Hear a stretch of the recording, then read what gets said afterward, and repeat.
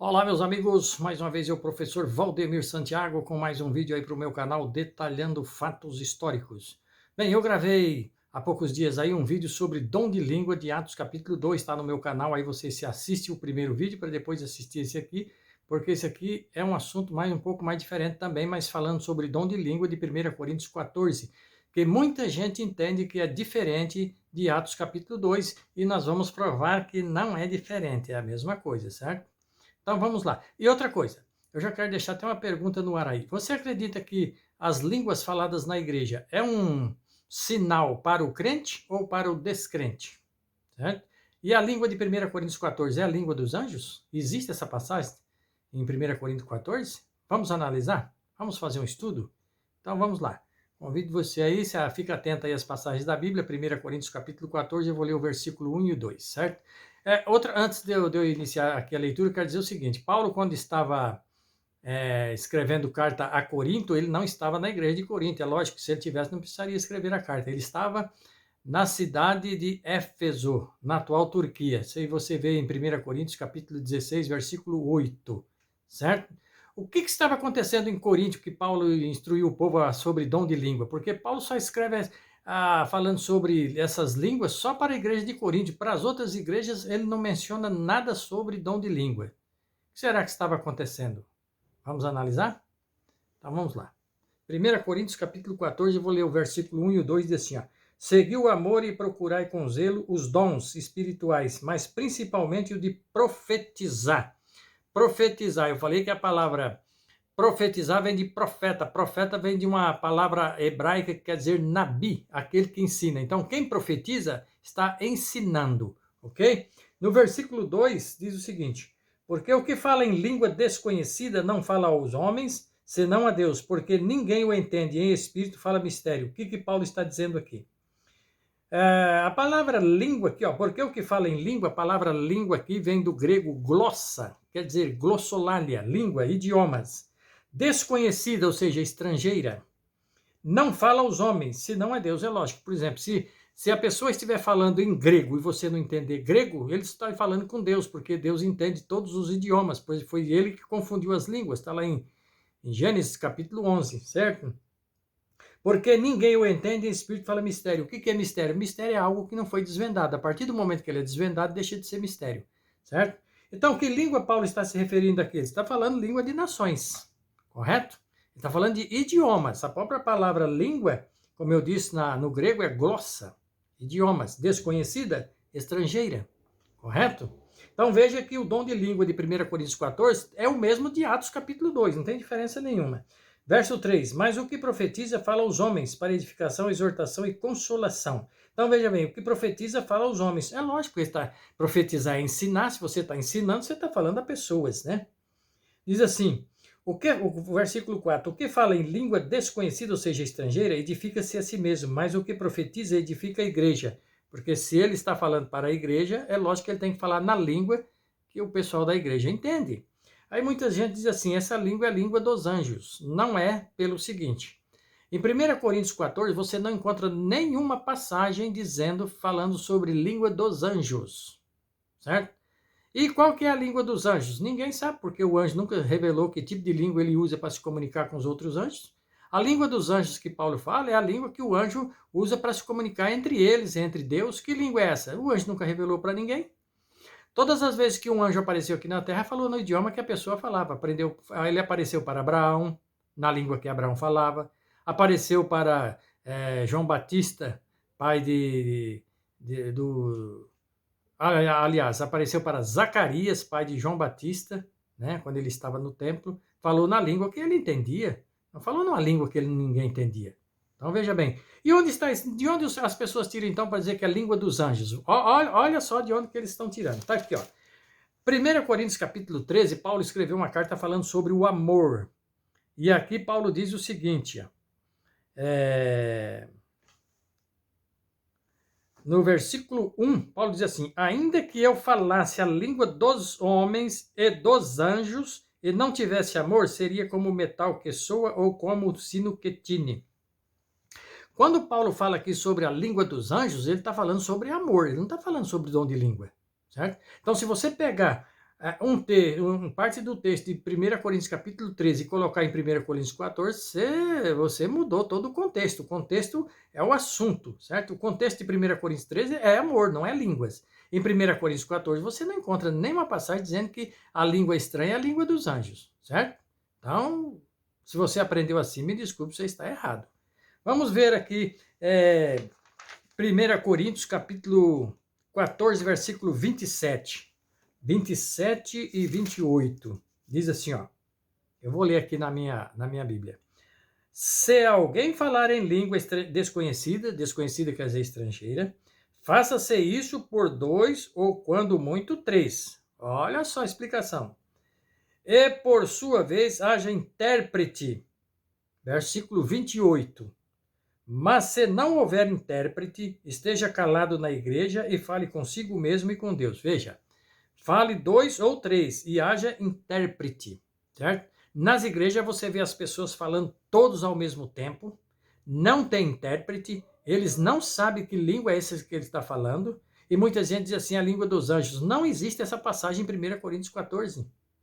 Você está tirando o contexto de outro texto e colocando em Coríntios 14. Não existe. Aí você torce a escritura. Pedro, em 2 Pedro 3,16, diz que quem torce a escritura torce para a sua própria condenação. Então você precisa tomar cuidado. Então, aqui quando Paulo diz o seguinte, ó, versículo 27, ele diz assim, se alguém falar em língua desconhecidas, faça-se isso por 2 ou, quando muito, 3, e por sua vez haja intérprete. O que significa a palavra? Que palavra grega Paulo usou aqui para intérprete? A palavra intérprete no grego, que o Novo Testamento foi escrito no grego koiné, que é o grego comum, a palavra intérprete vem de uma palavra grega chamada diermeneu, certo? O que significa a palavra diermeneu que Paulo usou aqui em 1 Coríntios, capítulo 14, versículo 27, certo? Significa, diermeneu quer dizer interpretar, explicar, traduzir para o idioma, vamos dizer assim, das pessoas. É isso que ele está dizendo, certo? Então, se é para traduzir e interpretar, significa que não é língua de anjo, certo? Então, veja bem. Aí o que acontece? Vamos ver o versículo 29.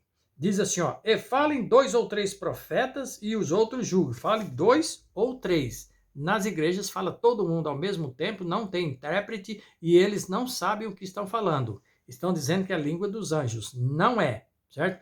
Paulo está incentivando o dom de língua aqui na igreja de Corinto? Não, ele está corrigindo. Por quê, professor?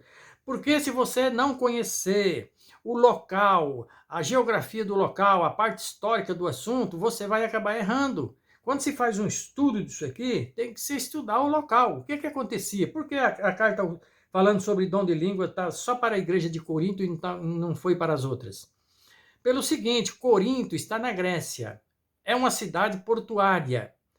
O templo que existia em Corinto não é igual aos templos que existem hoje. Tem seu fundador, cada um tem seu nome. Lá não existia nome de templo.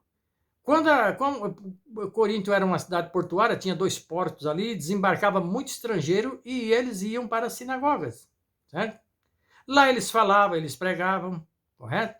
Mas falavam no idioma deles, ninguém entendia. Chegava um grego lá, chegava um que falava latim. Se as pessoas não conhecessem latim, não ia entender nada do que ele estava dizendo. Aí eles reclamaram para Paulo, então, detalhando o que estava acontecendo, certo? E Paulo, então, escreve a carta de 1 Coríntios, ele estava em Éfeso, instruindo a igreja o que deveria fazer. Tem que ter intérprete, ele falou. Então, veja bem, não é o que acontece nas igrejas hoje. Muita gente diz assim, mas lá na minha igreja está falando essa língua, mas tem intérprete. Ô, irmão, aí não dá, né?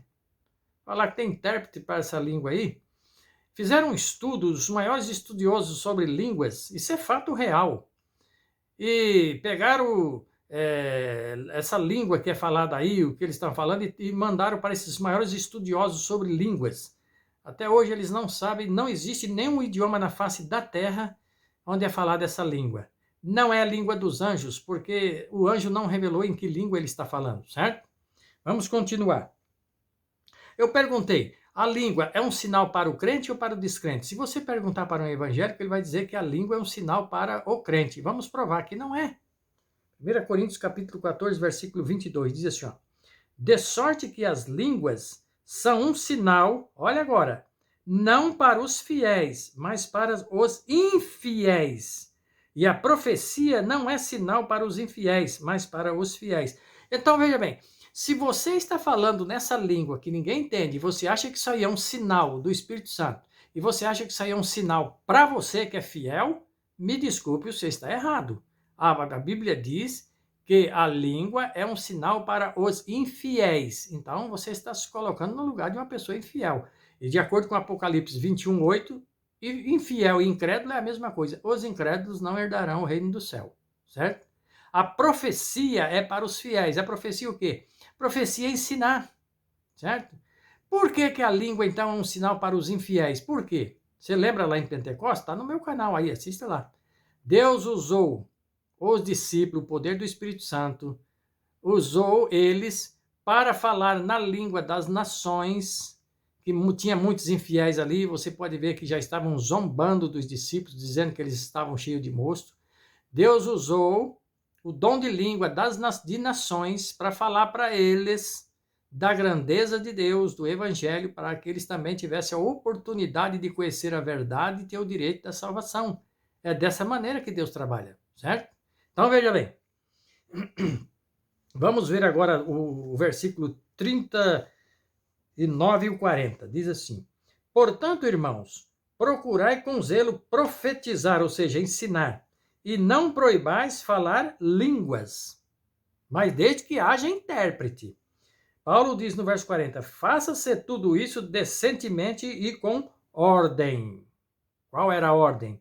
A ordem era falar 2 ou 3 e que houvesse intérprete. Se não tivesse intérprete, Paulo falou, esteja calado na igreja e fale consigo mesmo, certo? Então veja bem, Paulo está dando uma instrução aqui. Ele não está incentivando o dom de língua, correto? Então, pegar nesse assunto aqui para dizer que isso aqui é uma língua estranha, a língua dos anjos, está totalmente errado.